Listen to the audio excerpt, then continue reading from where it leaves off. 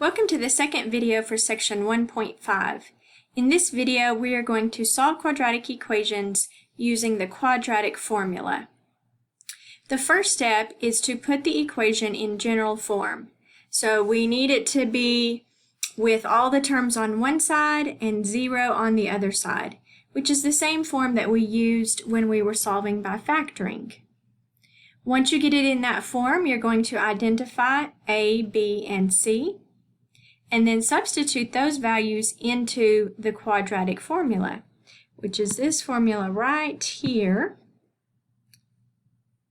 It would be a good idea to memorize the formula, and at least if you don't memorize it, you might want to write it on your note sheet that you plan to use for tests. And once you plug into that formula, you will need to simplify. So let's practice using this formula. On our first example, the equation is already in general form. So I'm going to go ahead and write everything out this time. Once you get used to using the quadratic formula, you may not have to write down quite so much. But I'm going to go ahead and come over here and write down my values. A equals 3, B equals 2, and C equals -8. Make sure you get the negative sign in there. And then we're going to write down the quadratic formula. -b plus or minus square root b squared minus 4ac all over 2a. Now let's substitute. We're going to substitute 2 in place of b, so we're going to have a -2 plus or minus square root of 2 squared. Well, rather than writing 2 squared under the radical, you could go ahead and calculate 2 squared and put 4. And then it's minus 4 times a, which is 3, times c, which is a -8, all over 2 times 3. Okay, so now we've substituted. We're ready to start simplifying. So we're going to do the multiplication. We're going to do it under the radical and on the bottom of the fraction. Everything else just comes down.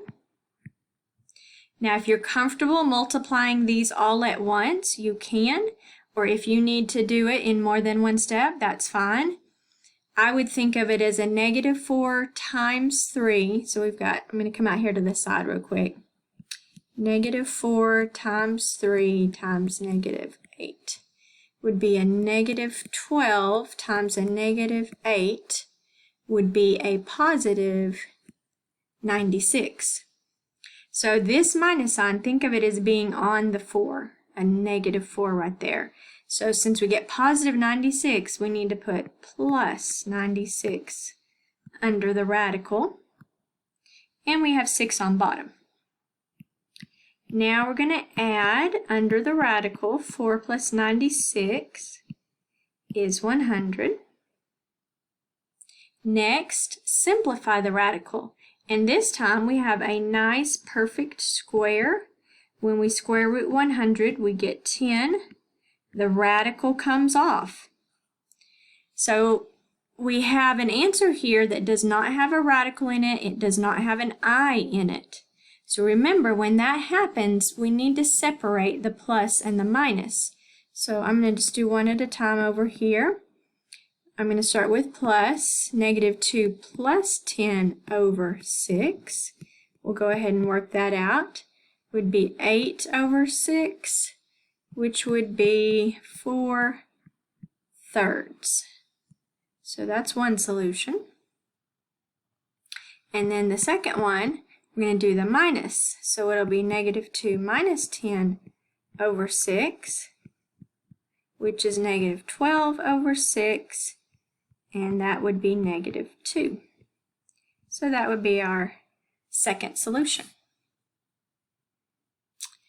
It turns out that when this happens where you don't get an I or a radical, that we could have solved that equation by factoring and got these same answers. But right now we're practicing the quadratic formula, so we wanted to show it with that method. Let's try another one. Number 2 is also in general form already. So let's find our A, B, and C. Here we have A is 1, B is -2, and C is +2. And I'm going to go and write the formula down again. When you're first learning to use it, I would recommend writing it down each time, and that should help you to memorize it. Okay, so this time B is -2. So we have a negative in our formula, and then we're putting -2. So a negative is going to make that a +2. The number you place here will always be the opposite of B. It will always have the opposite sign of B. Square root B squared. So we're going to square -2, which means -2 times -2 is going to be 4. And that number that you put here for B squared will always be a positive number because you're squaring. It doesn't matter what sign it was to start with. Once you square it, it always becomes positive. Oops. Okay. In place of A, we put 1. In place of C, we put 2. And on bottom, 2 times 1. Okay, let's start simplifying. Under the radical, I've got a -4 times 1 times 2.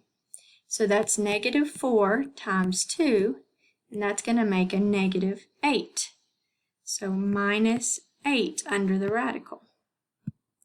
2 on bottom.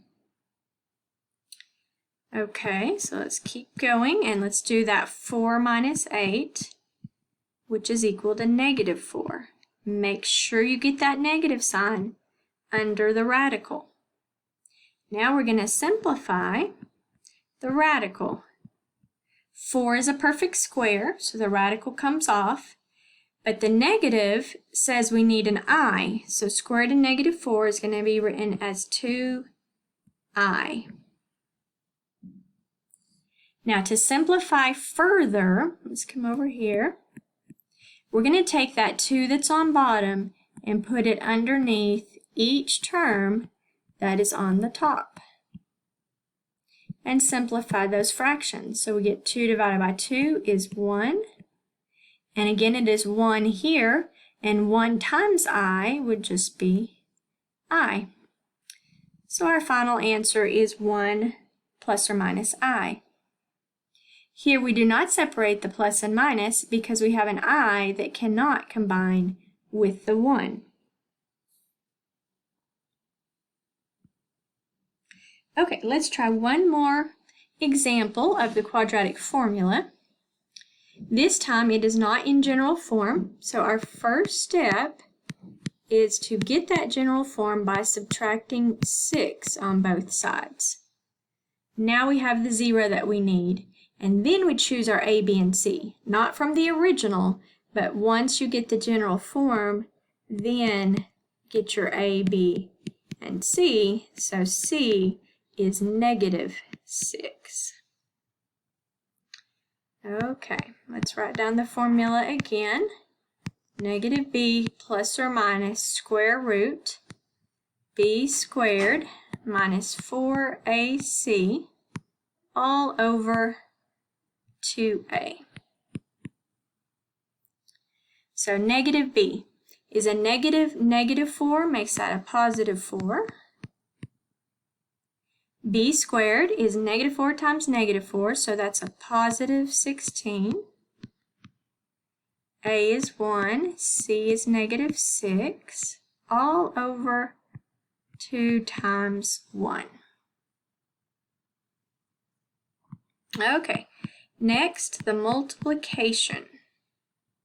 So under the radical, I've got a -4 times 1 times negative 6.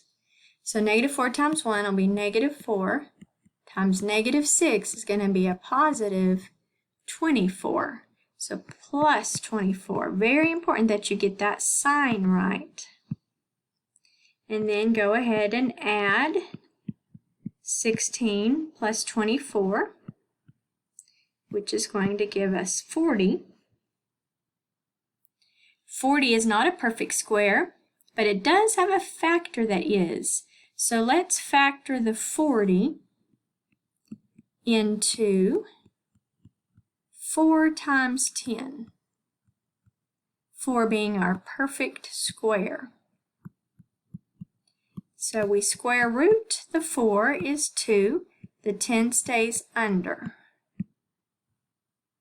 And then here again, we want to simplify further by dividing the number on bottom into each term that is on top. So it'll be 4 divided by 2 plus or minus 2 squared of 10 divided by 2. And then final answer, 2 plus or minus. Here we divide, 2 into 2 goes once. 1 times square root of 10 will just be square root of 10. Those cannot combine because of the radical, so we stop there. So that's how you use the quadratic formula, and the quadratic formula will work for any quadratic equation. So we've learned 4 methods now, and again on the test I will have you work each method so that I can see you can do them. But then you eventually want to get to where you can choose what the best method would be to solve. As we go through the semester, we'll be solving a lot of quadratic equations. It will not tell us what method to use, so we will have to make that choice ourselves. So here's kind of some questions that you might want to ask when you are choosing what method to use. First, ask yourself, can I use the square root property? If you can, use it. That's an easy property to use. Just don't forget the plus minus. If you cannot use square root property, put the equation in general form from there. And ask yourself, can I factor? If yes, go ahead and solve it by factoring. If no, then you're left with quadratic formula or completing the square. Well, completing the square works well when A is 1 and B is even. So if I have those two conditions, I would probably choose completing the square. Otherwise, I would probably choose quadratic formula. Now, you may feel a little bit differently about it. It's really your choice on which of those you prefer to use. So let's do a few examples thinking about our choices. So the instructions say, solve each equation by the method of your choice. And these are still quadratic equations. We can see the degree is 2. So the first thing we're going to ask ourselves, can I solve this equation by the square root property? And the answer to that here on number 1 is yes. It has an x squared term, it has a constant, it does not have an x term. So those are the conditions you need to be able to solve by the square root property. So that's the method we're going to use. We'll go ahead and let's write that over here. We'll put it in red. We are using the square root property. Okay, so let's think about those steps. Step 1, isolate the x squared. To do that here, we're going to divide both sides by 2. So 250 divided by 2 will be 125. Once you've isolated, you're going to square root both sides. Square root of x squared is x. And then you put your plus minus square root of the number on the right side. And then simplify the radical. Check to see if it's a perfect square. 125 is not a perfect square. It does have a factor that is. It's 25. we can factor 125 into 25 times 5. So now, when we simplify, we square root the 25, which is 5. That comes out. This other 5 stays under. Our x is already isolated, so we are finished. Two solutions. They are positive 5 square root of 5 and negative 5 square root of 5. Okay, let's look at another example. So again, we'll start with, can I solve by the square root property? The answer here would be no, I cannot. And when that answer is no, we want to put the equation in general form. So to do that, let's multiply the left side. We're going to FOIL that. First, 2x times x is 2x squared. Outside is positive 2x. Inside negative 5x, and last negative 5. So we've multiplied the left side. I'm going to go ahead on the same step and subtract the 2 that's on the right side. So we're going to minus that 2, and that'll give us the 0 that we need. Then let's go through and combine like terms. So 2x minus 5x is negative 3x. Negative 5 minus 2 is negative 7. Now our equation is in general form.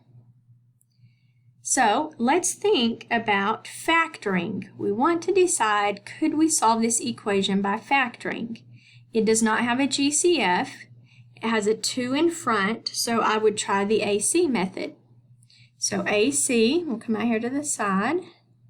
2 times negative 7 would be negative 14. We need factors of 14 that subtract to be 3.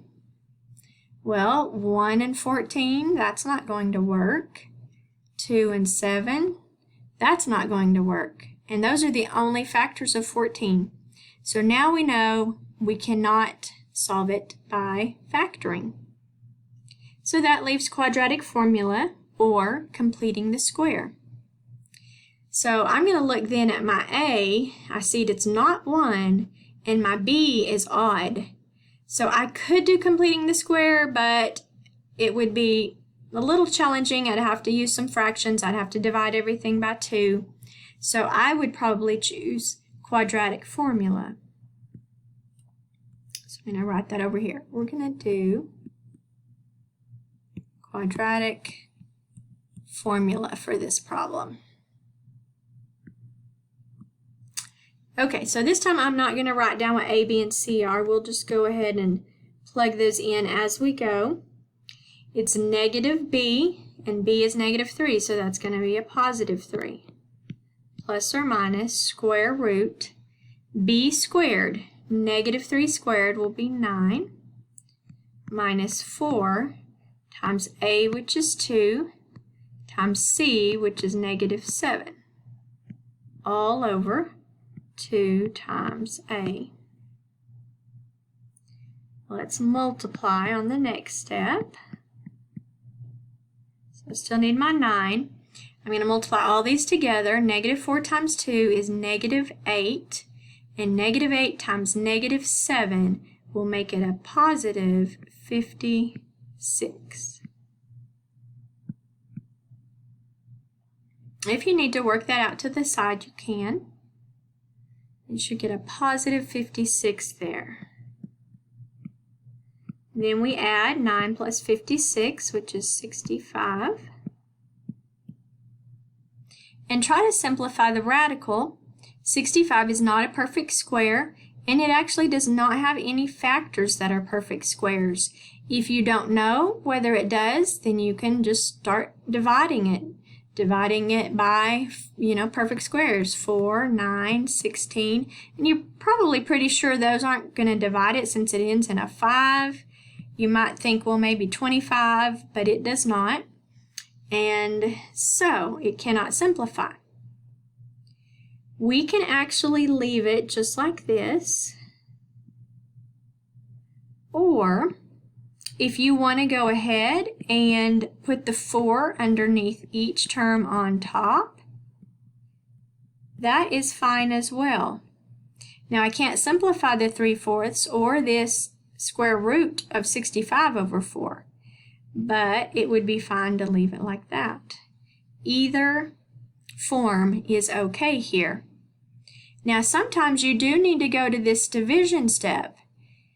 And if you're ever unsure of, I don't know if I need to divide each number on top by the number on bottom, you can always go ahead and do that step. It never hurts. So just keep that in mind. If you're unsure, should I do that step or not, it never hurts to do it. Okay, we've got one more example here. First question we're going to ask, can we solve by the square root property? Answer is no, because it has an x term. So the next thing we do is put it in general form. Subtract the 3. Now once you get that general form, ask yourself, can I solve this by factoring? So there's no GCF, 2 in front, so this would be an AC method if we were going to factor.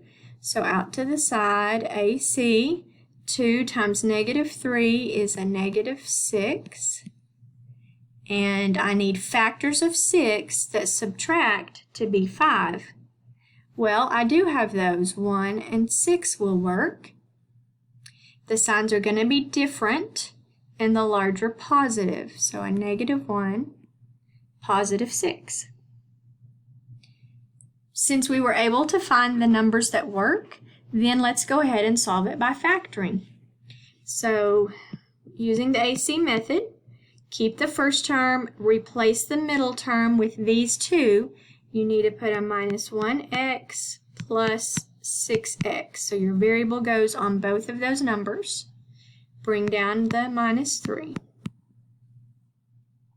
Also bring down the equal 0. Don't forget about that. Stop and check and make sure that when you add these middle terms together, it equals 5x. And it does, so go on to factoring by grouping. You can pull an x out of the first two, pull down the sign on the third term, factor out a 3 from the second two, and we get 2x minus 1 in both sets of parentheses, so we're going to factor that out. Leaves us an x plus 3. And then we're done factoring. Certainly, if you're unsure of your factoring, you can multiply that together and make sure it equals the trinomial. And then set each factor equal to 0. And solve those linear equations. We're going to add 1 and divide by 2. So one solution would be 1/2. And here we're just going to subtract 3 on both sides. So our second solution is -3.